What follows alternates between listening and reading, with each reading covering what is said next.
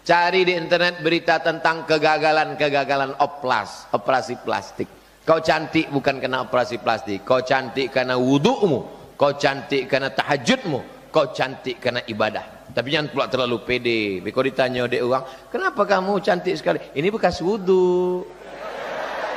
Jadi orang sangka kami tayamum selama itu gitu.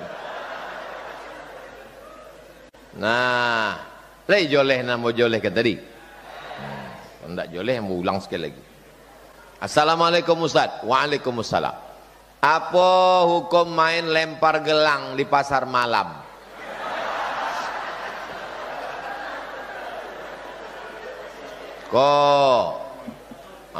Diambil golang, lempar, judi. Apa bayar 10.000, 10.000, 10.000. Ambo sama 10.000. Nah masuk golangnya, dapatnya 50.000. Duit siapa nampak 10.000 tadi? Nampak 10.000 itu duit orang. Nan golangnya tak masuk. Maka judi. Judi kok banyak bentuknya. Judi bukan cuma biliar. Judi bukan cuma gaple. Judi bukan cuma dadu. Judi macam-macam bentuk ini. Memancing menjudi jo. Buat pendaftaran mancing, hadiah 10 juta, pendaftaran suang 1 juta, mendaftar 1 orang ingin mendapat 10 juta, pendaftaran 1 juta, ikannya siko, ikan konyang. Masuk cacing kata ikan, kata. Dari pagi sampai sore, dan terakhir tu nak mendapat duit. Siapa mendapat tadi? Duit uang nak mendapat tadi. Apa tu? Judi. Jadi jangan sampai awak connect pada judi. Innamal khamru khamar, wal maisir judi, wal ansab menjebeli binatang untuk berhala, wal azlam mengundi nasib, nanompek kok rijsun najis min amali syaitan, perbuatan syaitan. Fajtanibu, jauhi. La'allakum tuflihun, kalau kamu menang, kalau kamu ingin menang dunia akhirat. Mudah-mudahan Allah selamatkan anak awak dari judi. Anakmu tidak ada main judi kau ya, judi kamar aja, judi online. Assalamualaikum Ustaz. Waalaikumsalam. Solat jamaah itu seperti apa? Soalnya saya sering lihat jamaah musafir di masjid Iqo ketika solat isya pas rakaat ketiganya baca tahiyat akhir dan salam, dan melanjutkan solat isya berjamaah lagi. Dan ada lagi pas solat maghrib, setelah selesai solat maghrib berjamaah, yang mengajak temannya solat jamaah isya berjamaah di belakang. Di masjid Iqo, di terletak buluh kok, ada musafir, entah inyo dari Toluk, entah dari mana lah. Tak lawak tanya kan. Waktunya solat isya pas rakaat ketiganya baca tahiyat akhirnya salam, batal solatnya. Dalilnya ju'ilal imamu liyu'tamma bih. Imam itu diangkat untuk mengikuti. Hai orang-orang yang musafir, kalau kamu singgah ke masjid masuk waktu isya, imamnya orang yang mukim, maka orang yang musafir itu isyanya tetap 4 rakaat. Kalau nyo masuk ke dalam masjidnya dapat 1 rakaat, inyo musafir, inyo togak bukannya ulang 1, nyo ulang 3. Karena inyo mengikuti imam. Imamnya mukim, makanya mesti. Iko lain loh. Masuknya ke masjid, imam isya-nya maghrib, 3 rakaat. Jadi seolah-olahnya kata, imam, kamu duluan ya. Mana bisa? Imam 4 rakaat, awak ikuti 4 rakaat. Ju'ilal imamu liyu'tamma bih. Jadi kalau musafir datang ke masjid, imamnya 4 rakaat, isya ikuti 4. Setelah 4 rakaat baru togak iqamat, maghribnya 3. Namanya salat maghrib isya jamak takhir. Takhir. Karena maghribnya ditarik ke isya. Ini yang pertama kok salah. Ada lagi pas salat maghrib, setelah salat maghrib berjamaah dia mengajak temannya salat isya berjamaah. Kok betul. Datangnya ke siko pas maghrib. Selesai salat maghrib, inyo ke belakang, nyo salat isya. Isyanya berapa rakaat? 2 rakaat. Sebab apa? Sebab inyo dengan kawannya iko sama-sama musafir. Jarak musafirnya berapa kilo? 89 kilo. Jadi kalau dari Pekanbaru ke Tolok sampai 90. Hah? 89. Ikhtilaf nampaknya kok. Nah, jadi kalau 89 kilo makanya bisa jamak qasar. Kalau kurang daripada itu maka tidak bisa jamak qasar. Seorang dibesarkan oleh orang tua angkat. Apakah istilah durhaka kepada orang tua itu juga berlaku untuk beliau? Apakah kita melakukan suatu apakah durhaka kepada orang tua kandung itu juga berlaku kepada orang tua angkat? Mengadopsi anak elok, tapi syaratnya jangan lakukan 3. Yang pertama, jangan pakai bin anak tu bin awak. Ambo ndak ada anak pedusi, ingin punya anak perempuan, ambo ambil anak angke perempuan, lalu ambo buat namanya binti Abdul Somad. Salah, maka buat binti ayah kandungnya. Kami ndak tahu ayah kandungnya siapa.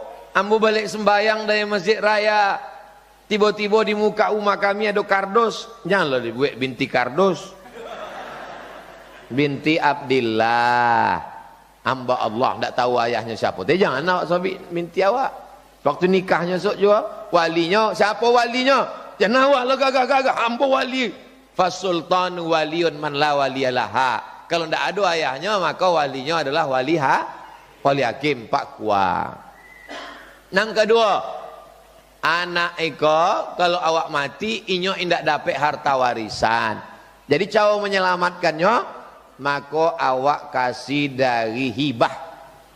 Ambo sok kalau mati uang ndak dapat, tapi itu ada ruko, itu untuk uang hibah ambo. Langsung uruskan surat BPN supaya ndak jadi perebutan sesudah awak mati. So, yang ketiga, inyo bukan anak kandung awak, maka mahram awak tidak mahram. Maka selama di rumah jangan berdua-duaan, jangan sampai membuka jilbabnya. Inyo ndak boleh halal awak tengok kecuali muka sama tapak tangan. Ya udah semesti dia udah macam ayah saya.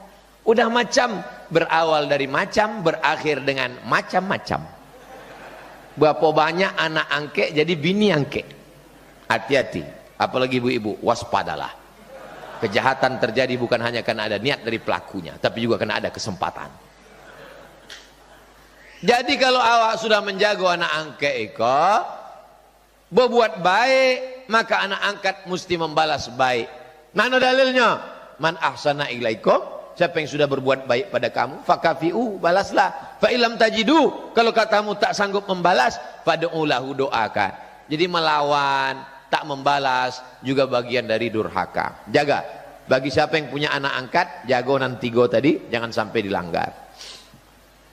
Kalau kita beramal, apakah amalan kita ini sampai untuk dia Pak Ustadz? Sampai.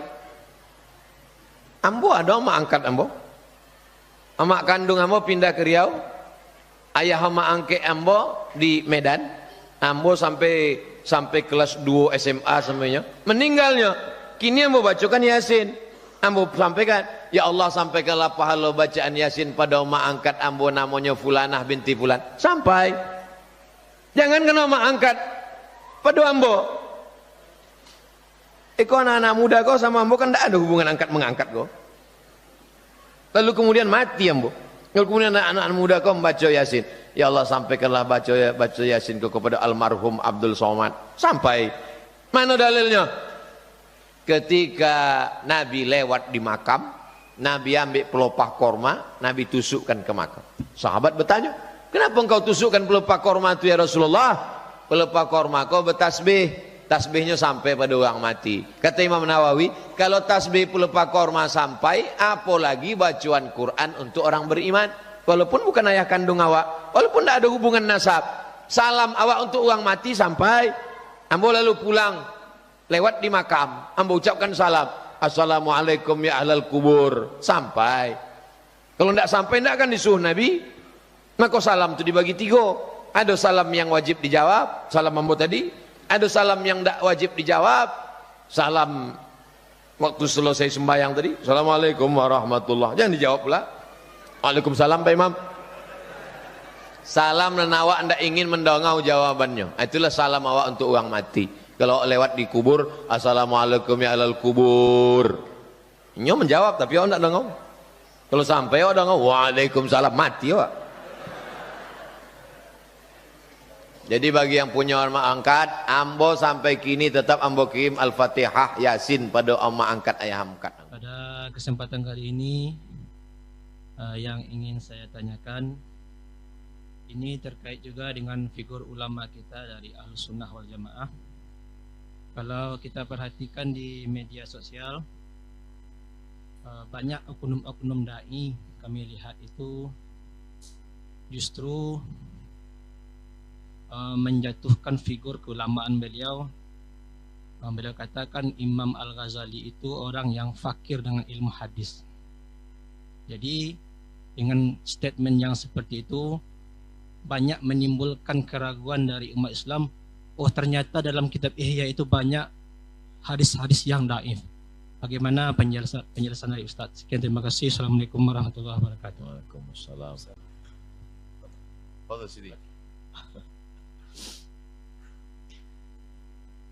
Kita lihat bagaimana ulama dulu membaca kitab ulama sebelumnya.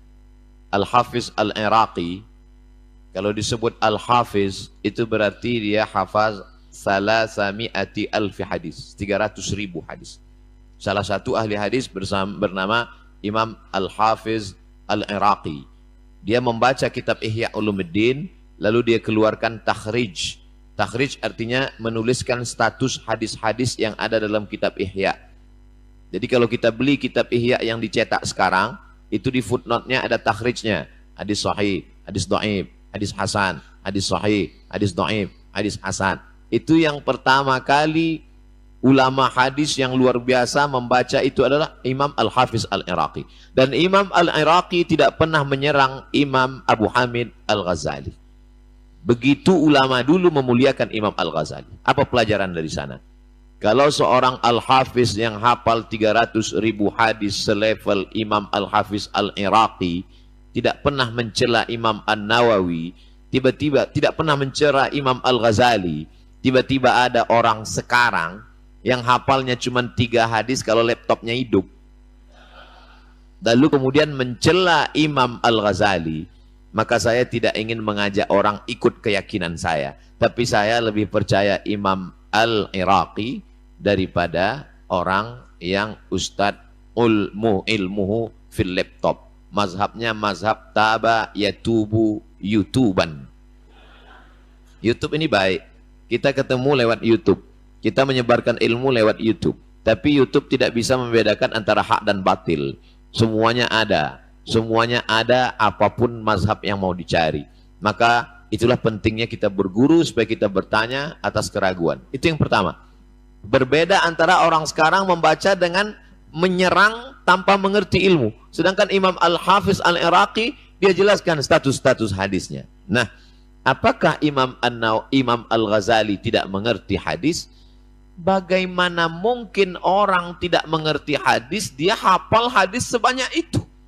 Coba baca kitab Ihya Ulumuddin itu. Berapa ribu hadis di dalam. Lalu kita bandingkan dengan orang yang mengatakan, itu Imam Al-Ghazali nggak ngerti hadis. Coba hitung hafalan dia dengan hafalan Imam Al-Ghazali. Kalau hafalan dia ternyata lebih minim daripada Al-Ghazali, balikkan omongannya. Kalau kamu katakan Imam Al-Ghazali nggak ngerti hadis, hafalannya sekian ribu, berarti kamu lebih nggak ngerti karena nggak ada hafal sama sekali. Logika berpikirnya demikian. Lalu kemudian, kenapa ada hadis-hadis dhaif dalam kitab Ihya Ulumuddin? Apa kata Imam Nawawi? Imam Nawawi lagi menjawab, ajma'al ulama ala jawazil amal bil hadis dhaif. Ulama ijma' boleh beramal dengan hadis dhaif. Makanya banyak sekarang orang mempermasalahkan, Allahumma barik lana fima razaqtana wa qina azabannar. Dhaif. Awaluhu rahmah, awsatuhu maghfirah, akhiruhu itqun minan nar. Dhaif. Allahumma lakasumtu wa bika amantu. Dhaif. Jamaahnya enggak ngaji. Kalau jamaahnya ngaji ketika didhaifkan, ini dhaif. Emang dhaif? Emang masalah buat lo? Imam Nawawi mengatakan ijma' ulama. Ucapan Imam Nawawi itu dijelaskan oleh Imam As-Suyuti dalam Tadribur Rawi Taqrib Nawawi bahwa boleh mengamalkan hadis dhaif kalau cukup 5 syarat. Yang pertama, bukan dalam masalah akidah. Yang kedua, bukan dalam masalah menghalalkan yang haram, mengharamkan yang halal, dalil penetapan hukum fikih. Yang ketiga, tidak ada periwayatnya yang kadzab pendusta. Yang keempat, masih bernaung di bawah hadis sahih. Yang kelima, bahwa dia untuk fadail a'mal. Jadi hadis-hadis dhaif yang ada di dalam kitab Ihya itu masih lagi dalam ruang lingkup koridor yang 5. Imam Al-Ghazali tidak melanggar apapun. Saya tutup dengan satu pernyataan dari Profesor Dr. Ustadz Sayyid Agil Al-Munawwar. Kata beliau dalam salah satu video, bisa dicari di YouTube. Saya ketemu beliau. Imam Al-Ghazali menempatkan satu hadis. Dia tanya Rasulullah, ya Rasulullah, hadis ini boleh apa enggak aku riwayatkan? Oh, kalau begitu batallah ilmu hadis. Baca kitab Al-Munqidh Minadh Dhalal. Imam Al-Ghazali ketika dia sudah selamat dari hasad dengki, 11 tahun dia meninggalkan majlis, dia kemudian berkhalwat sampai ke maqam ma'rifat. Lalu kemudian dia menulis kitab yang pertama, Al-Munqidh Minadh Dhalal. Di situ dia sebutkan, orang kalau sudah sampai ke makam itu, maka dia melihat malaikat, dia melihat nabi-nabi, dia melihat Rasulullah SAW. Yang pertama tadi saya bercerita tentang level ilmu. Yang kedua adalah tentang level buah daripada ilmu. La yazalu abdi yataqarrabu ilayya bin nawafil. Seorang hamba mendekatkan diri kepada Allah dengan ibadah-ibadah sunat hatta uhibbah, sampai aku mencintainya. Fa idza ahbabtuhu, kalau aku cinta kepadanya, fa akunu ainahu, aku akan menjadi matanya, yubsiru bihi, aku akan menjadi matanya melihat dengan pandanganku, aku akan menjadi telinganya mendengar dengan pendengaranku, aku akan menjadi tangannya memegang dengan tanganku, aku akan menjadi kakinya melangkah dengan kakiku. Hadis ini ada dalam Sahih Muslim. Jadi Imam Abu Hamid Al-Ghazali dijadikan sebagai satu di antara 3 tiang Ahlus Sunnah wal Jamaah, berakidah akidah Imam Abul Hasan Al-Ash'ari, berfikih mazhab, berpegang dengan fikih 4 di antaranya kita pegang salah satu, Imam Muhammad bin Idris Asy-Syafi'i, bertasawuf, tasawufnya Imam Junaid Al-Baghdadi yang disusun secara sistematis oleh imam setelahnya, itulah dia Imam Abu Hamid Al-Ghazali. Saya tutup dengan kalimat terakhir. Ketika bertemu dengan Habib Saggaf, beliau meriwayatkan salah seorang dari murid dari ayah beliau bermimpi bertemu Rasulullah SAW, bermimpi bertemu dengan guru beliau, mendengarkan pesannya adalah bacalah kitab Ihya Ulumuddin. Di akhir zaman goncangan yang luar biasa disuruh, dan alhamdulillah pondok-pondok salafiyah yang berpegang kepada kutubut turas untuk tazkiyatun nafs, pensucian diri, berpegang kepada kitab Ihya Ulumuddin. Ini yang saya mau tanyakan, saya ini kan orang awam, maksudnya itu ya kurang, ya tahunya gimana ya, berita-berita itu dari televisi gitu, mengenai COVID 19 yang udah berapa tahun ini. Nah, terus anjuran dari pemerintah itu ada 3 itu, pakai masker, cuci tangan, terus jaga jarak. Tapi pesan ibu itu ya, cuci tangan itu. Terus tapi kan berkepanjangan juga, belum sampai sekarang pun belum tuntas itu COVID. Nah, yang ingin saya tanyakan itu kenapa? Karena kita tuh yakin dengan doa semua akan bisa berubah. Tapi kenapa dari anjuran pemerintah itu kok enggak ada dianjurkan dari setiap warga untuk berdoa, ya Allah lindungi, ya Allah Indonesia, ya Allah jauhkan Indonesia dari COVID itu. Nah, yang selama ini anjuran itu mesti dari ulama atau ustadz atau tokoh-tokoh agama ya dalam pengajian, dalam majelis-majelis ya dianjurkan untuk berdoa begitu. Tapi itu kan bagi yang mau dan yang tahu. Misalkan di majelis-majelis itu, kenapa kok pemerintah tidak menganjurkan semua warganya untuk berdoa? Dan kita itu kayaknya orang awam kayak gini nih, kayaknya yakin gitu loh, Ustadz, Buya, kalau dengan semua berdoa itu akan hilang gitu, karena dengan doa gitu, intinya itu. Dan maksudnya kenapa kok pemerintah nggak menganjurkan itu? Mohon penjelasannya, itu aja ya. Ustadz Abdul Somad begitu. Terus lagi kalau mungkin dikasih kesempatan, misalkan juga untuk menjaga anak-anak bangsa ini,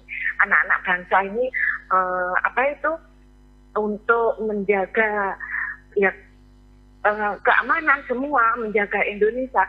Kadang ada penculian, kadang ada narkoba, semua kriminal gitu. Kenapa juga nggak dilibatkan dengan ibu-ibu anak Indonesia? Kan anak-anak Indonesia semua, anak-anak Indonesia untuk dilibatkan dalam bangsa. Kenapa ibu-ibunya ini, kan dia punya ibu. Mohon maaf Ibu, Enggak. bisa langsung Iya. ke inti pertanyaannya? Iya, intinya kenapa ibu-ibu anak Indonesia kok nggak dilibatkan untuk berdoa? Suatu contoh gini, waktu tahun berapa itu ada musibah Sulawesi tsunami, karena dengan doa ibunya minta 1 minggu yang lalu, yang sebelumnya itu minta doa dikirimin Fatihah. Alhamdulillah dia selamat dan dia bangga gitu. Maksudnya doa itu loh Ustadz, kenapa kok pemerintah nggak menganjurkan doa? Gitu aja. Mohon pencerahan dan penjelasannya. Terima kasih. Wassalamualaikum warahmatullahi wabarakatuh. Salam. Buya Yahya memberikan isyarat supaya saya yang menjawab. Yang pertama, pemerintah sudah menganjurkan untuk berdoa. Cuman mungkin anjurannya kurang viral. Anjuran berdoa di masjid tidak bisa dilakukan karena masjidnya tutup. Berdoa di rumah masing-masing. Mungkin juga masalah doa ini urusan masing-masing. Tidak perlu campur tangan negara. Jadi ibu-ibu dengan power emak-emak berdoa masing-masing. Mendoakan anak-anaknya. Jadi masalah keterlibatan pemerintah melalui protokol kesehatan, melalui anjuran adalah bagian dari kewajiban ulil amri. Ati'ullah wa ati'ur rasul wa ulil amri. Karena tugas daripada pemimpin, kata Imam Al-Mawardi dalam kitab Al-Ahkam As-Sultaniyah, di antara kewajiban pemimpin adalah ra'iddin wa siyasatud daulah, menjaga agama dan menjaga negara.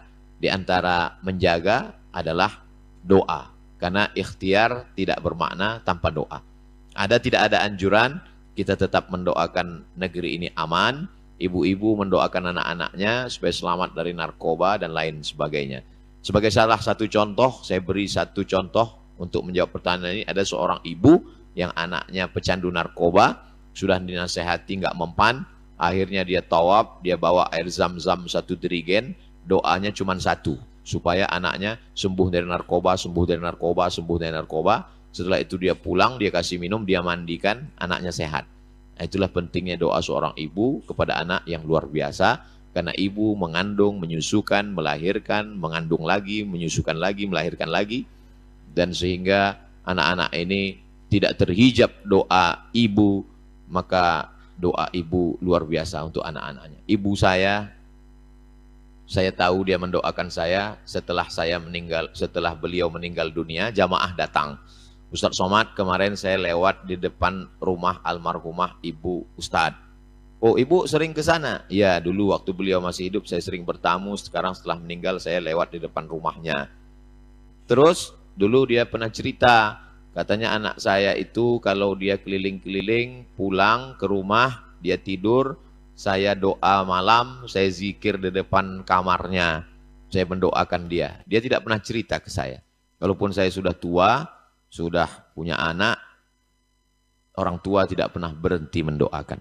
Maka ibu-ibu tetap mendoakan. Mana yang diutamakan dalam waktu yang sama antara sholat sunat atau mengikuti majelis taklim?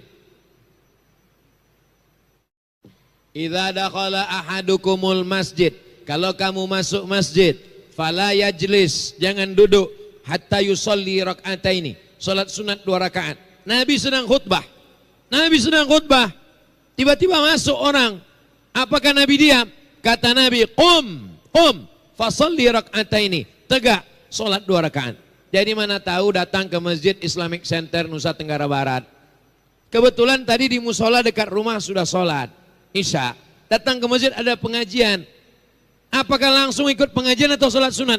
Sholat sunat dulu, tapi ayatnya pendek. Jangan udah terlambat sholat sunat, rakaat pertama Yasin.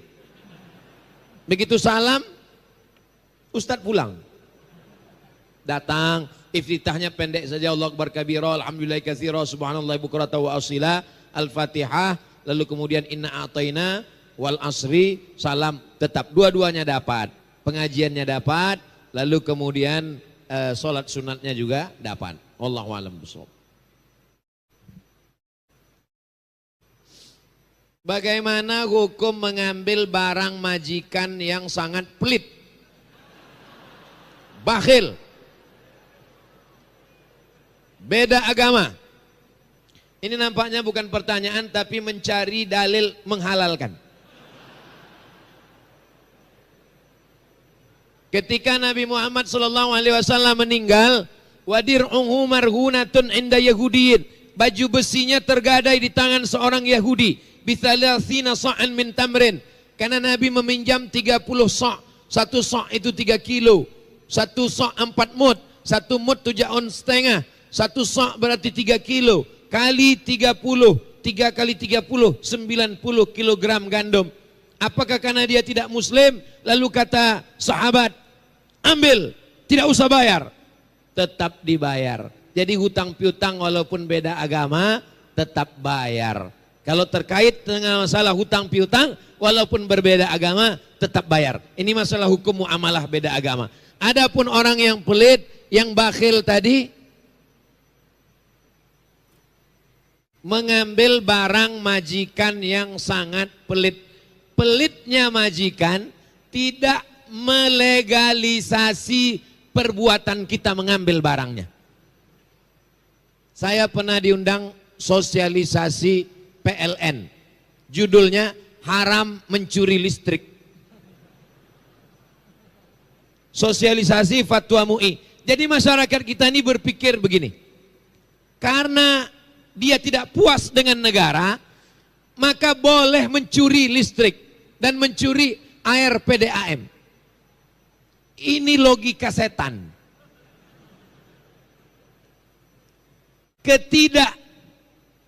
Ketidakdermawanan, kebakhilan majikan tidak serta-merta membenarkan kita untuk mencuri barangnya. Jadi kita sudah melakukan 2 hal. Orangnya tidak kita robah, malah kita berubah menjadi orang jahat. Jadi mestinya orang yang bakhil itu berubah menjadi baik dan kita tidak menjadi pencuri. Nah, ini tentang masalah, sebenarnya tadi ada 2 pertanyaan. Demikian, wallahu a'lam bishawab. Menuntut ilmu adalah salah satu kewajiban.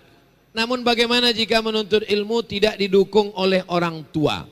Ini namanya orang tua yang dulu tidak punya ilmu, dia ingin anaknya lebih goblok dari dia. Aku tidak pandai ngaji, aku tidak pandai baca Quran, aku tidak belajar di pesantren, anakku mesti lebih bodoh daripada aku. Ini orang-orang seperti ini mesti kita bina. Kalau tidak bisa, baru kita binasakan. Apakah menuntut ilmu itu masih menjadi kewajiban? Wa in jahadaka, kalau kedua orang tuamu memaksamu ala an tusyrika bi, mempersekutukan aku, ma laisa laka bihi ilmun, engkau tidak ada ilmu di sana, fala tuti'huma, tidak boleh melawan orang tua. Tapi tidak boleh patuh kepada orang tua kalau menyebabkan maksiat kepada Allah Subhanahu wa taala. Orang tua yang kufur, yang fasik, yang jahil tidak boleh dipatuhi. Tapi ayat itu masih koma, baca ujungnya. Wa sahibhuma fid dunya ma'rufa. Tetaplah bergaul, berinteraksi sosial dengan baik. Jadi orang tua yang kejam jangan ikut pengajian. Apalagi kalau ustadznya Abdul Somad. Jangan dilawan. Karena kalau dilawan nanti tetap menjadi anak durhaka. Tapi diam-diam beri dia pengertian. Orang tua itu tetap ada orang yang dia tokohkan. Ada atasannya kalau dia masih aktif kerja. Ada orang yang dia hormati. Ada tokoh masyarakat yang dia segani. Ada ustadz yang dia idolakan. Jadi sampaikan pesan-pesan itu. Pesannya punya anak tapi melalui lisan orang lain. Mudah-mudahan orang tuanya berubah. Ad-du'a silahul mu'min. Doa senjata orang tua. Ya Allah, orang tua yang tidak mengizinkan anaknya belajar, mudah-mudahan setelah pengajian ini terbuka pintu hatinya. Diizinkannya anaknya belajar. Dan anak-anak mesti memberikan pengertian pada orang tua. Anak-anak tidak pernah dewasa di depan orang tua. Jangan mentang-mentang udah pengajian, ikut Muslim United, lalu pulang dari sini, orang tuanya dipanggil. Ayah, ibu, sini. Ya ayyuhalladzina kafaru. Tidak bisa begitu. Orang tua itu diberikan contoh suri tauladan. Sampai akhirnya mereka berpikir, dulu anakku ini sebelum ngaji kasar, setelah ngaji lembut. Dulu anakku sebelum ngaji nggak pernah bawa makanan, setelah ngaji akhirnya lisanul hal afsah min lisanil maqal. Perbuatan lebih menyentuh daripada ucapan. Seringkali ucapan kita malah terbantahkan karena perbuatan. Ada orang diuji dengan penyakitnya, ada orang diuji dengan anaknya, ada orang diuji dengan hartanya. Kebetulan engkau diuji dengan orang tuamu. Ini pun adalah bagian dari ujian hidup. Wallahu a'lam bishawab.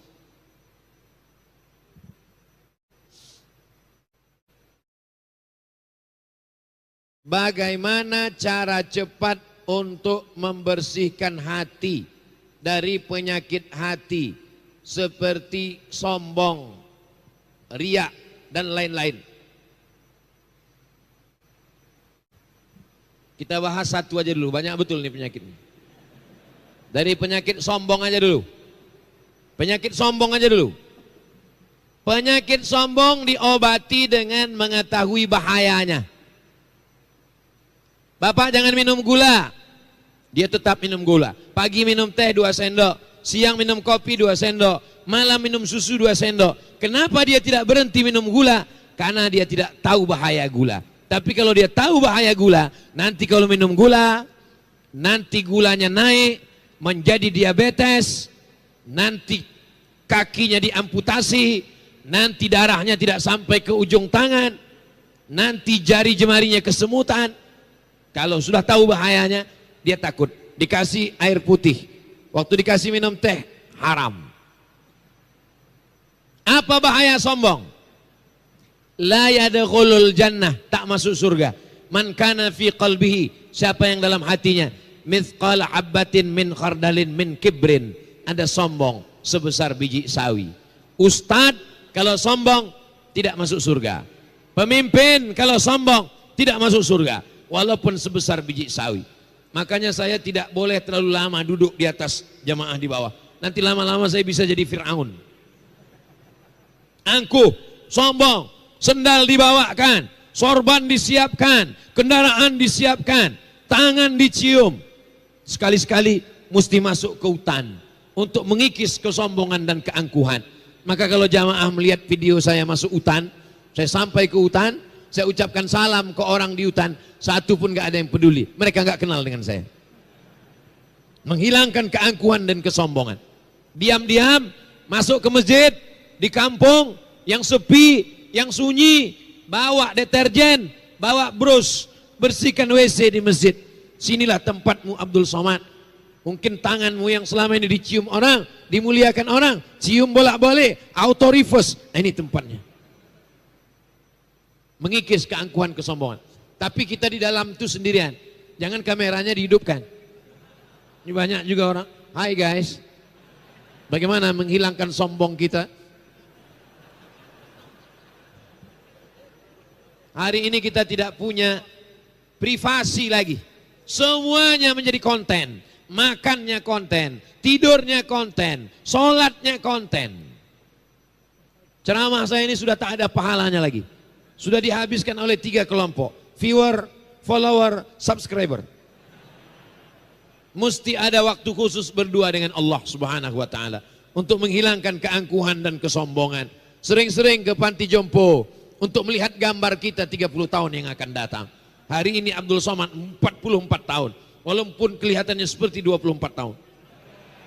Mesti jalan-jalan ke panti. Nanti umur kau 74, kau akan menggigil Abdul Somad. Hilangkan keangkuhan dan kesombonganmu. Mesti mendengar berita orang sakit, tabrakan, lumpuh, meninggal. Betapa kita masih diberikan Allah kesempatan untuk hidup beramal soleh. Sering-sering ke rumah sakit. Saya dalam 1 bulan mesti melihat jenazah masuk ke liang lahat. Karena saya tidak ada lagi yang menasihati saya. Tak ada orang menceramahi saya. Datang saya ke masjid, mau dengar khutbah, dilihat sama pengurus. Karena ada Ustaz Abdul Somad, maka khotib berubah hari ini. Maka saya mesti datang ke liang lahat untuk melihat bagaimana jenazah di dalam. Hai Abdul Somad, jamaah ramai. Tapi nanti kalau sampai masanya mati, kau akan masuk sendirian. Menasihati diri kita. Diciptakan dari tanah, berjalan di atas tanah, akan masuk ke lubang tanah, dimakan cacing tanah. Apa yang disombongkan? Apa yang dianggungkan? Kalau dilihat gambar, dilihat video, dilihat iklan, kita merasa diri kita besar, hebat, kau paling tinggi, kau paling berkuasa, kau paling berjaya, kau paling populer, kau paling hebat. Setan selalu membisikkan itu. Ingat, iblis keluar dari sorga bukan karena syirik. Iblis keluar dari sorga bukan karena digoda setan. Karena semua setan anak buahnya. Iblis keluar dari sorga karena sombong. Ma mana'aka alla tasjuda li Adam. Apa yang membuatmu tidak mau sujud kepada Adam? Apa kata iblis? Khalaqtani min nar. Aku dari api. Wa khalaqtahu min tin. Dia dari tanah. Ana khairum minhu. Aku lebih baik daripada diri dia. Jadi siapapun yang merasa dirinya lebih baik, maka sesungguhnya dia titisan iblis. Nauzubillah. Bagaimana dengan non-muslim yang masuk masjid, apa hukumnya? Menurut 4 mazhab maupun menurut sejarah. Buka tafsir Ibnu Katsir. Nama tafsirnya tafsir Al-Quranil Azim. Nama penulisnya Imam Abul Fida Ismail Ibni Katsir. Dalam muqaddimah surat Ali Imran. Ali Imran, keluarga Imran. Imran punya anak namanya Maryam. Imran punya istri namanya Hannah. Hannah dengan Imran menikah, lahir anak perempuan namanya Maryam. Maryam punya anak namanya Isa. Keluarga kecil ini disebut dengan Ali Imran. Ali Imran, kronologis sebab turunnya surat Ali Imran, datang orang Kristen Najran dari kota Najran, perbatasan Yaman dengan Saudi Arabia. Mereka ingin bertanya tentang status Nabi Isa. Apakah Isa itu anak Tuhan? Apakah Isa itu Tuhan? Maka turunlah surat Ali Imran. Ada 2 surat khusus tentang Isa. Yang pertama surat Ali Imran, yang satu lagi surat Maryam setelah surat Al-Kahfi. Seandainya Al-Quran itu buatan Nabi Muhammad, tentu 2 surat yang keluar. Pertama surat Ali Abdullah. Yang kedua surat Fatimah, surat Khadijah, surat Aminah. Inti menunjukkan Yasin wal Qur'anil Hakim innaka laminal mursalin ala siratim mustaqim tanzilal azizir rahim. Al-Quran datang dari Allah subhanahu wa ta'ala. Pada saat orang Kristen Ortodok Timur Najran datang ke Madinah, mereka masuk ke Masjid Nabawi. Itulah dalil non-muslim boleh masuk ke masjid. Makanya ketika datang dulu Obama datang ke Masjid Istiqlal, disambut oleh imam besar Profesor Dr. Ali Mustafa Yaakob. Tapi tetap dibuat ada etika masuk masjid. supaya jangan nanti turis-turis masuk ke Masjid Islamic Center pakai baju you can see. You kamu can bisa see melihat. You can see kamu bisa melihat ketiak saya. Coba pergi ke Malaysia di komplek perkantoran, maka di situ ada masjid dan dibuat khusus pagar. Dibuatkan pagarnya dari pintu depan letter U. Turis-turis non muslim hanya boleh di lingkungan itu saja dan dikasih pakai jubah yang penutup kepala. Jubahnya sekaligus tutup kepala sampai ke bawah. Jadi turis-turis sebelum masuk dikasih jubah itu, baru dia masuk ke dalam.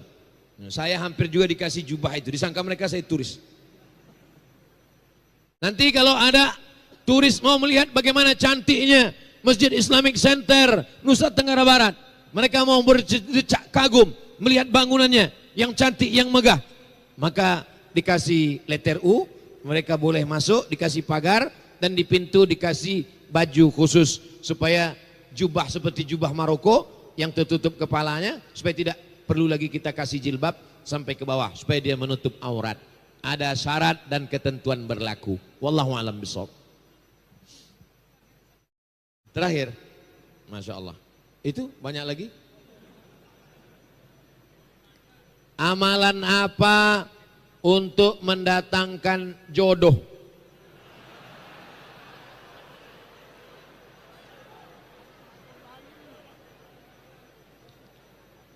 Amalannya berat, biar aku aja.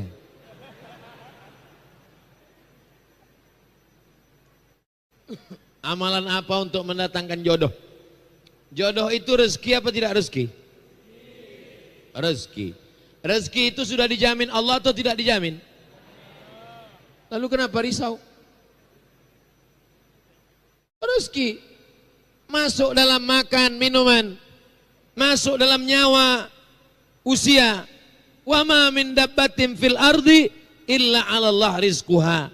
Semua yang melata di atas muka bumi ini sudah dijamin Allah rezekinya. Innama amruhu idza arada syai'an ayyakula lahu kun fayakun. Ini buah ini rezeki untuk saya atau untuk Habib Ja'far? Ini buah ini rezeki untuk saya karena lebih dekat ke saya. Beliau lebih dekatnya ke kue. Ini 99,9% rezeki saya. Tapi kalau hanya cuman saya pelototin, mau dia masuk ke mulut saya? Tidak. Maka plastiknya mesti dirobek dulu. Habis itu baru dibuka kulitnya. Habis itu baru dikupas. Baru bismillah, baru dimakan. Kalau hanya sekedar melihat, menunggu saja, tidak berusaha, nama kelompoknya Jabariyah. Jabariyah, sesat, dhalalah, ahlul bid'ah. Kalau tidak meyakini takdir, berarti dia kelompok Qadariyah, Mu'tazilah. Kita tidak Jabariyah, tidak Qadariyah, tidak Mu'tazilah. Kita adalah ahlus sunnah wal jamaah. Buah matang mesti dijolok baru jatuh. Jadi jangan anak-anak muda nanti pas ditanya, kau kenapa belum nikah-nikah? Serahkan pada Allah. Mesti ada usaha untuk ta'aruf, untuk kenalan. Yang belum punya jodoh, datangi Habib Ja'far. Beliau banyak punya stok. Banyak jamaah. Beliau khusus jamaah anak muda. Banyak anak-anak muda yang bisa. Kalau saya ada, tapi yang tua-tua aja. Pertanyaan terakhir, kenapa Habib Rizik Syihab itu sangat keras dalam berdakwah? Keras tidak keras itu tergantung kata siapa. Jadi ada orang amar ma'ruf nahi mungkar.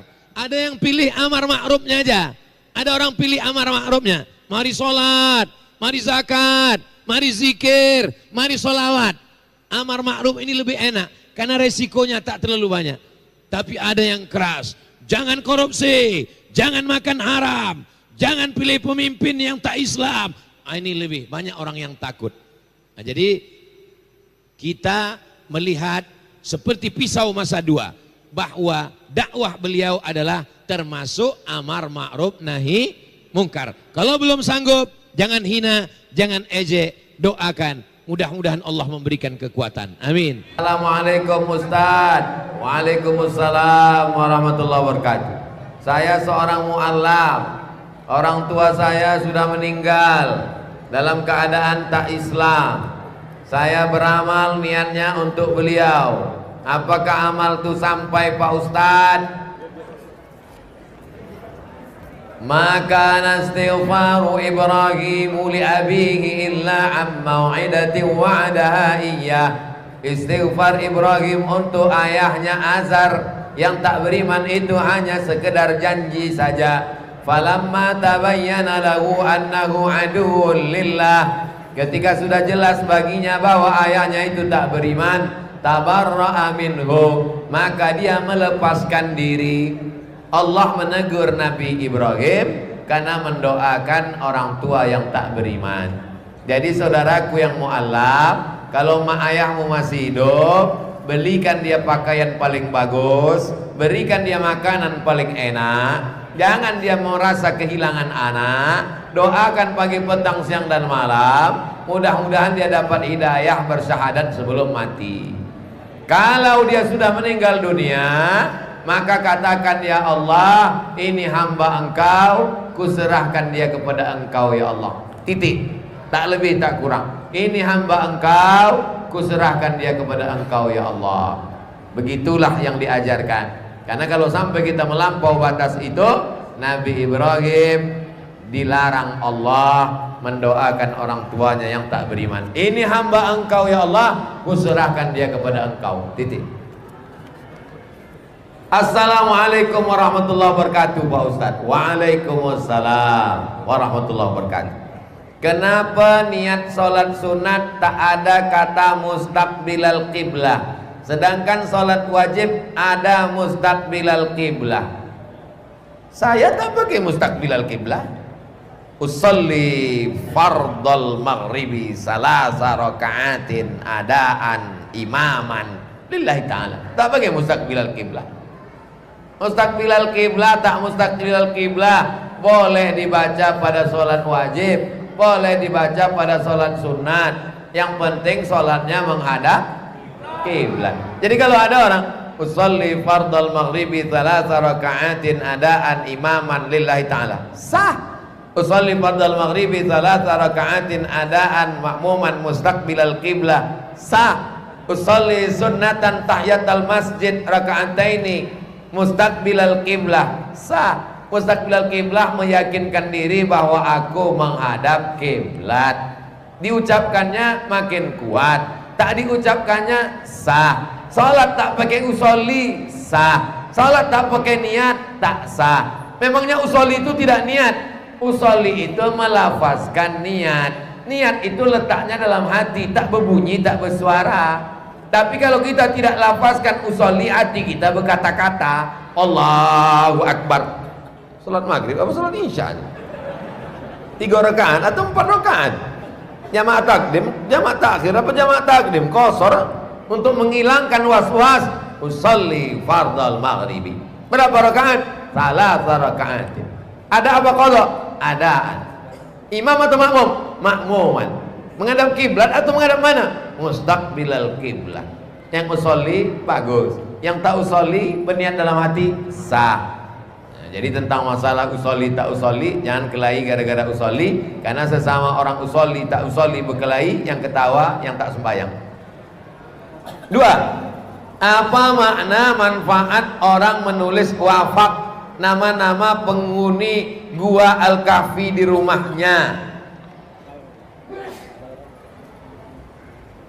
Ya ayyuhalladzina amanu taqullah, hai orang-orang beriman, takutlah kamu kepada Allah. Wa kunu ma'as-shadiqin, hendaklah kamu bersama orang yang benar. Tidak cukup hanya takwa kepada Allah. Ya ayyuhalladzina amanu taqullah, baca ujungnya wa kunu ma'as-shadiqin, hendaklah kamu bersama orang yang benar. Syekh Abdul Qadir Jilani orang benar, Bahauddin Naqsabandi orang benar, Abul Hasan Asy-Syadzili orang benar, Ahmad At-Tijani orang benar, para habaib orang benar, orang Ashabul Kahfi orang benar. Siapa yang mengatakan Ashabul Kahfi itu orang benar? Baca dalam surat Al-Kahfi, innahum fityatun amanu bi rabbihim wa zidnahum huda. Mereka anak-anak muda yang beriman kepada Allah, kami tambah hidayah kepada mereka. Assalamualaikum Ustaz. Waalaikumsalam warahmatullahi wabarakatuh. Semoga kita dalam lindungan Allah SWT. Amin. Bolehkah memotong kuku selama dalam masa nifas, sementara kuku sudah mulai panjang dan masa nifas lama, lebih kurang 1 bulan. Nifas 40 hari. Kalau 40 hari tak berhenti juga, tambah 10 lagi. Malam mazhab Syafi'i, nifas paling lama 60 hari. Lewat 60 hari tak berhenti, maka tetap sholat, tetap puasa, namanya istihadah. Saya ulang sekali lagi, nifas 40 hari tak berhenti 60 hari. Lewat 60 hari tak berhenti, tetap sholat, tetap puasa, namanya istihadah. Syaratnya kalau dia berwudu setelah azan, Allahu Akbar, Allahu Akbar, berwudu, maaf cakap pakai pembalut, sholatlah. Jangan berwudu sebelum azan, karena menetes darahnya batal. Ini hukum tentang istihadah. Bagaimana dengan rambut dan kuku? Kalau dia keramas, rambutnya gugur, tak perlu rambut gugur itu dikumpulkannya, karena itu macam sampah saja. Tapi untuk memotong, tahan dulu, jangan potong rambut. Kalau rambut iyalah Pak Ustadz, tapi kalau kuku nih Pak Ustadz, kuku sudah mulai memanjang, al-khuruju minal khilafi aula. Sebagian mengatakan kalau dipotong kukunya mesti disimpan, dibawanya waktu mandi besar. Sebagian mengatakan kalau sudah lebih dari batas wajar, maka dia sama dengan sampah yang mesti dibuang. Sebagian pendapat mengatakan maka kalau dia putus, bengkok, patah, tak perlu disimpan. 3 pendapat. Pendapat pertama, kalau dipotong, disimpan, nanti dibawa mandi waktu mandi besar, habis itu dibuang, ditanam ke tanah atau dibuang ke tong sampah. Yang kedua, kalau dia lebih dari batas kewajaran, dipotong karena dia sudah dianggap sebagai sampah berlebih. Yang ketiga, kalau dia putus atau dia bengkok atau dia patah, maka tidak disimpan, tidak dia bawa mandi waktu dia mandi, nanti mandi nifas, sudah dianggap boleh dipakai. Pendapat mana yang mau diyakini dari ketiga pendapat tadi? Wallahu a'lam bishawab. Ustadz Abdul Somad yang berbahagia, jarang-jarang orang membuat kalimat macam ini. Ini doa nih, amin. Apa hukumnya dalam pemilihan umum orang milih karena mendapatkan uang? Lama lagi 2024. Kenapa ditanya sekarang? Nanti 2024 akan ada pemilu serentak. Kalau kepala calonnya dari pusat sampai daerah menggunakan sistem uang, sepaket capres, calon DPR RI, DPR provinsi, apa mungkin pemilik modal kuasai negeri? Seperti jatuhnya tetangga kita, termasuk pencerahannya. Tolong Pak Ustadz, man ghasyana falaisa minna. Siapa yang menipu kita maka bukan golongan kita. Baik karena sogok, maka ar-rashi wal murtashi, la'ana Rasulullah SAW ar-rashi wal murtashi. Rasul SAW melaknat orang yang menyogok, orang yang menerima sogok. Kalau ada orang ngasih 5.000 jangan terima, 50.000 jangan, 5 juta istikharah. Ambil uangnya, jangan coblos orangnya. Setuju? Oh, berarti Ustadz ini banyak juga dapat duit dari pilkada-pilkada ini. Enggak, jangan kalian ambil duitnya. Jangan kasih makan anak ata duit subhat haram, rusak otaknya. Nasihatin, ubun-ubun, kazibatin, pembohong, khati'atin, penipu, buat dosa. Ubun-ubun, kenapa otaknya kotor? Karena darah dari jantung naik ke otak. Kenapa darahnya kotor? Karena nasi, dari sepiring nasi setetes darah dari duit haram. Jangan kasih anak bini duit haram syubhat. Kalau dapat juga Pak Ustadz balikkan. Jangan beli suara kami dengan harga 50.000 ini, karena harga kami lebih mahal daripada ini. Tak bisa saya nolak Pak Ustadz, segan saya nolak, ambil serahkan ke pembangunan tahfiz Quran. Mudah-mudahan apa pula berkah. Mudah-mudahan selesai bangunannya, berkahnya tak tahu kita. Amal syariat hendak ke surga, amal hakikat mengenal diri kita. Janganlah bangga ilmu yang ada, barulah bertambah ilmu di dada. Mohon penjelasan Pak Ustadz. Tegak, ruku, sujud, tasyahud, i'tidal, salam, syariat. Hakikatnya tak putus mengingat Allah. La ilaha illallah, la ilaha illallah, la ilaha illallah. Ada zikir ismu zat Allah, Allah, Allah, Allah, Allah, Allah, Allah, Allah, Allah, Allah, Allah, Allah.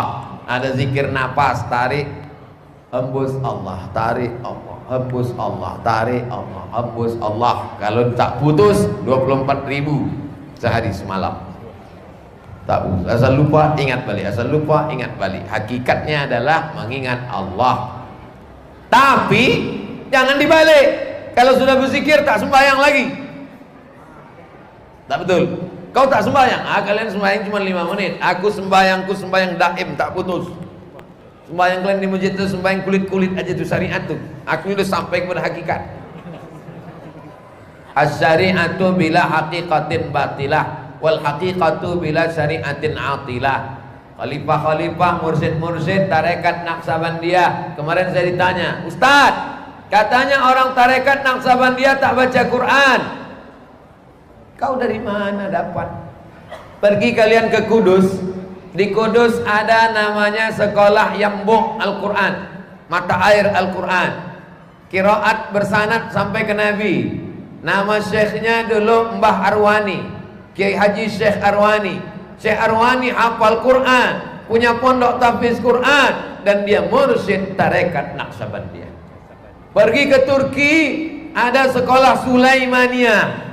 Sulaimaniyah ini sampai ke Eropa, sampai ke Amerika, sampai ke Afrika. Sampai bulan yang lalu saya meletakkan batu pertama Sulaimaniyah di Pematang Siantar.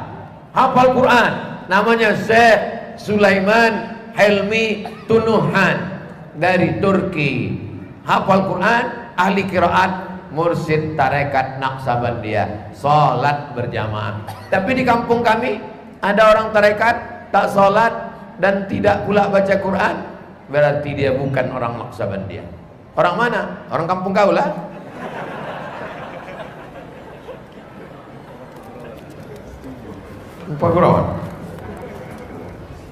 Assalamualaikum Ustaz. Waalaikumsalam.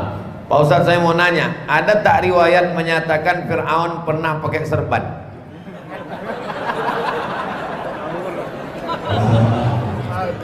Sekarang saya tunjukkan gambar Fir'aun ya. Kalian yang punya handphone bisa buka www.google.com. Tulis itu Fir'aun pakai huruf Arab, Fa, Ra, Ain, Waw, Nun. Yang belum bisa tulis Arab berarti handphonenya belum hijrah.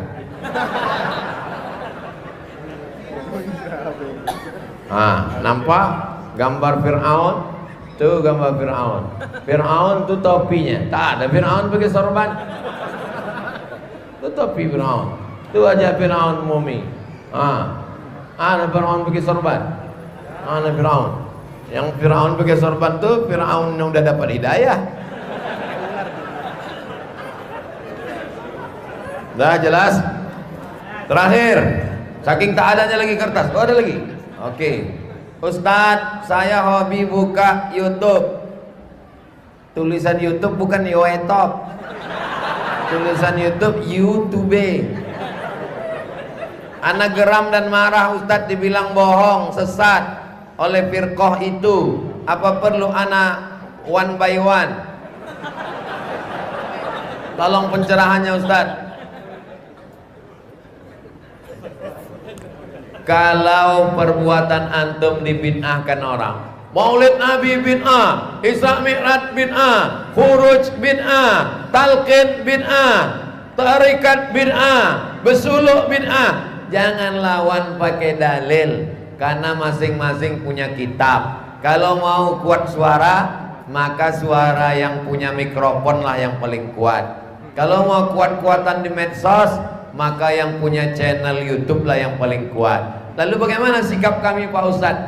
Buat saja Maulid bina, Maulid bina, Maulid bina. Buat maulid 1 hari 3 kali. Sampai akhirnya dia capek. Bina, bina.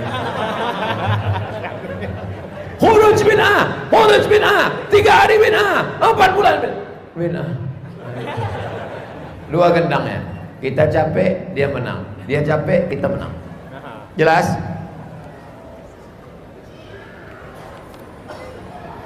Saya ingin bertanya Ustadz, kalau 2 orang tetangga dekat saling memusuhi, yang satu merasa tak pernah buat salah, maka tak perlu minta maaf, membiarkan berlarut-larut sebab yang satunya selalu menyebarkan aib. Bagaimana mendamaikan keduanya agar kembali rukun? Sebagai pihak lain, kalau sudah mengajak perbaikan sudah cukup, saya dilakukan. Saya difitnah orang. Saya tidak mau datang ke rumahnya. Karena kalau saya datang ke rumahnya, nanti dikatakan saya melabrak. Dan saya tidak juga mau dia panggil dia ke rumah saya. Nanti kalau saya panggil ke rumah saya, berarti saya sok gila, hormat, sok hebat. Jadi bagaimana? Cari mediator, orang penengah yang tidak berpihak ke dia, yang ke kita. Bisa ke tokoh masyarakat, bisa ke alim ulama. Assalamualaikum Pak. Waalaikumsalam. Bapak ini kan tokoh yang dicari-cari di sini, di samping tokoh emas, tokoh bangunan. Ini orang ini memfitnah aku. Tolong hubungi dia. Aku siap. Aku ikut jadwal dia. Telepon dia. Assalamualaikum. Waalaikumsalam. Ini Ustaz Somad mau ngajak tabayun. Bisa nggak? Nggak ada waktu, sibuk. Padahal kalau cerita sibuk, aku lah lebih sibuk lagi. Tak bisa sekali, 2 kali. Hubungi lagi. Bisa apa tidak? Bisa. Tanggal berapa? Tanggal sekian. Jam berapa? Jam 8 pagi. Datang saya jam 8 pagi. Tidak bawa orang, tak bawa pengawal, sendiri datang. Gitu kalau kita mau berdamai. Ini bukan mau kelahi. Datang. Tunggu jam 8. Mana orangnya Pak? Telepon. Assalamualaikum. Waalaikumsalam. Ini Ustaz Somad udah datang. Gak perlu jumpa sama Somad. Kalau udah 2 kali dia tidak juga berhenti, baru kita bertindak. Buat pernyataan. Kalau kau tetap memfitnah aku juga lagi, ku BAP kau ke Polda. Maaf ada, tapi hukum juga ada. As-sinnu bis-sinni. Kalau dipatahkannya gigimu, patahkan juga gigi dia. Al-ainu bil-aini. Kalau dicucuknya matamu, cucuk juga mata dia. An-nafsu bin nafsi, dihilangkannya nyawamu, hilangkan juga nyawa dia. Faman afa wa aslaha, siapa yang mau memaafkan. Tapi kadang kalau kita maafkan, dipijak orang kepala kita. Ada orang barat membuat percobaan. Satu orang artis mencoba untuk diam. Diam aja. Pertama orang memegang pipinya, membelai rambutnya. Lama-lama mulai orang mencubit, menarik rambut. Lama-lama ditolak orang. Artinya kalau kita diam, lama-lama kita dipijak orang. Maka dalam Islam ada akhlak, ada maaf, ada tabayun. Tapi juga dalam Islam ada hukum, ada halal, ada haram, ada wajib, ada sunat, ada hukum hudud, ada hukum takzir, ada hukum qisas. Belajar fikih. Nah, ini penting supaya kita tidak diinjak-injak orang kehormatan kita. Perbuatan yang paling baik adalah antuslihu bainal akhawain, mendamaikan 2 orang saudara. Innamal mu'minuna ikhwah fa aslihu baina akhawaikum. Sesungguhnya orang beriman itu bersaudara, damaikanlah di antara saudaramu yang berkelahi. Itu tadi langkah-langkahnya yang seperti sudah saya sampaikan. Assalamualaikum Ustaz. Waalaikumsalam. Mohon pencerahannya Ustaz. Berarti berawan. Bagaimana hukumnya istri menggugat suami? Karena suami sudah beberapa kali selingkuh, sudah dimaafkan berulang kali. Suami tak juga pernah menyesal dan tak pernah minta maaf. Berarti ini layang-layang putus. Nasibnya macam Kinan. Perempuan kalau sampai dia minta cerai, begoncang tiang aras. Laki tadi baik, pergi ke masjid, pakai sorban, berjenggot, pakai jubah. Ceraikan aku bang, gaya kau jadul, nggak modis, ketinggalan zaman. Begoncang tiang aras.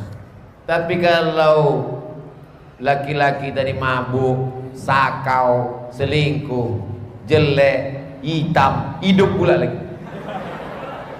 Sudah dikasih nasihat tak juga berubah. Kalau diadukannya ke pengadilan, digugatnya, jangankan tiang aras, tiang listrik pun tak bergoncang.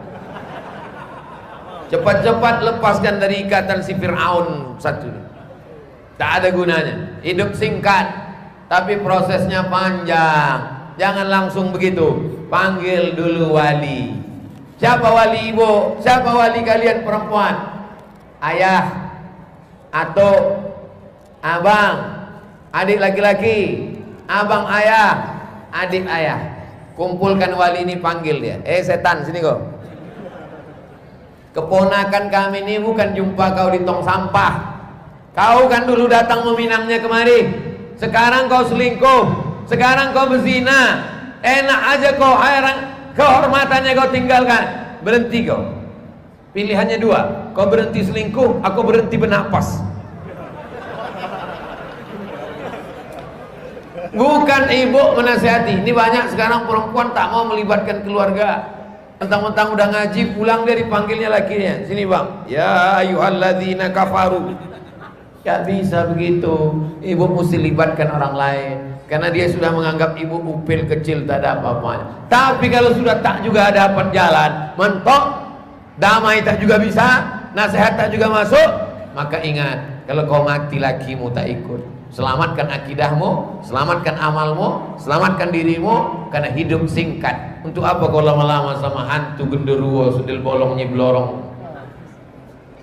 Mati menghadap Allah. Walaqad ji'tumuna furada kama khalaqnakum awwala marrah. Tapi melalui proses yang panjang. Kaki saya sudah dipotong, amputasi bawah lutut. Apakah kaki yang dipotong harus dibasuh ketika berwudu? Idza qumtum ila sholati faghsilu wujuhakum, basuh wajah, wa aydiakum ilal marafiq, tangan sampai siku, wamsahu bi ru'usikum. Jadi kalau maaf cakap putusnya sampai di sini, nauzubillah, maka yang dibasuh hanya sampai ke siku. Tapi kalau putusnya di sini, maka tak perlu dibasuh ketiak. Bukan seukuran itu dibasuh kemana? Tidak. Wa arjulakum ilal ka'bain, basuhlah kaki sampai mata kaki. Maaf, putus di sini, siram nih sampai mata kaki. Putus ini tidak dibasuh sepanjang itu, karena tidak ada anggota yang mau disapu, itu tak ada.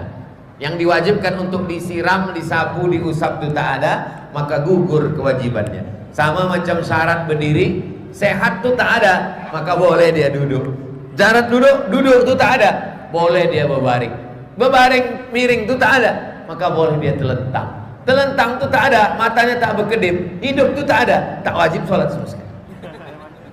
Kalau tak ada dia, maka tak wajib. Tak ada, mati dah. Apakah saya masih wajib puasa Ramadan? Maaf cakap, kaki putus, perut tak ada hubungan. Maaf. Jadi saudaraku yang kena amputasi, yang boleh tak puasa tuh, wa 'alal ladzina yutiqunahu, orang yang tak sanggup puasa, tua renta 70-80 tak sanggup puasa, asal jam 8 menggigil.